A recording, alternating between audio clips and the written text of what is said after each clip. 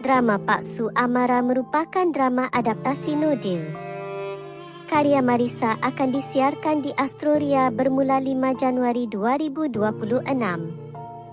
Setiap Isnin hingga Khamis jam 10 malam. Boleh stream di Astro Go dan Sooka. Drama ini diarahkan oleh Azri Azhar di bawah terbitan Global Station Sendirian Berhad.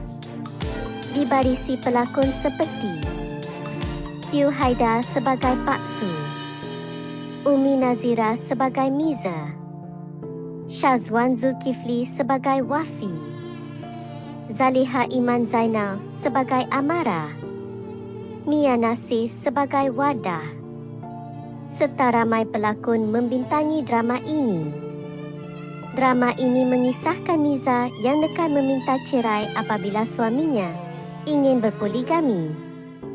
Pak Su telah membantu Miza untuk memperjuangkan haknya bagi mendapatkan kepercayaan anak Miza, Amara.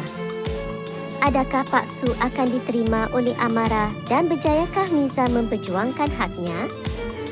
Jangan lupa menonton drama Pak Su Amara.